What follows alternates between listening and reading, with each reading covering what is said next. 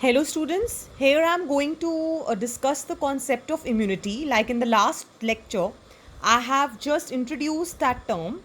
So let us look at the different types of immunity.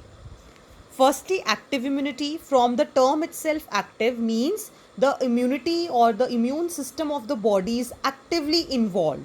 It is producing antibodies after exposure to an antigen.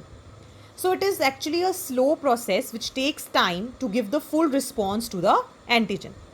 Like injecting microorganisms during vaccination, what will happen? In that process, the antibodies will be produced inside the body. It will take time to give the full response.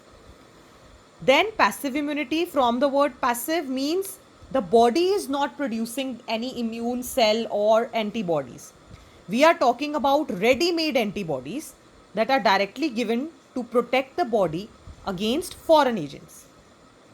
Like these days in coronavirus therapy, one therapy is there which is talking about these antibodies only, that is plasma therapy. So that is type of passive immunity. Or the colostrum, which is the mother's milk which a baby gets, the feeding, that also is a passive immunity because the mother's milk contains immunoglobulin A, means it contains natural antibodies which are given to the baby through mother's milk. Next is vaccination. The principle of vaccination is memory of immune system. Now what is memory? For example, the immune system has already been exposed by an antigen. The second time, if the same antigen enters the body, our body has memory B and T cells, which will now give a full response with high intensity in short time. So that is memory. So vaccinations are based on the same principle. They will contain weak form of the foreign agent. It will produce a small type of immune response. But later on, if we are exposed to that antigen or that microbe, then it will generate lots of B and T cells because of the memory. Next, coming to passive immunization, means when immunity is being given to the person passively, like antitoxin against any toxin, or when snake is biting somebody, so we give antibodies against the snake venom. So body is not producing in high amount, but we have to give externally, we have to supply this, that is passive immunization.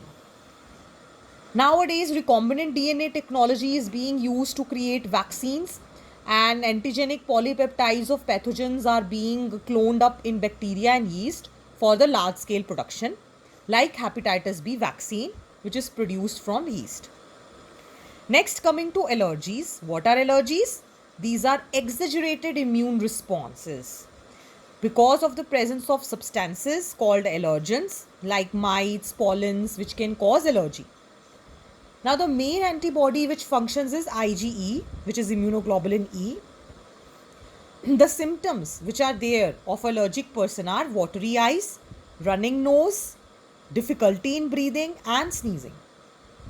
Now, different chemicals are released from the mast cells during this process, histamine and serotonin, which will cause these allergic reactions. So that is why certain medicines are there which are antihistamines, adrenaline and steroids. Next, coming to autoimmunity. Due to genetic and unknown reasons, body starts attacking its own self cells. That is why it is called autoimmune, like rheumatoid arthritis.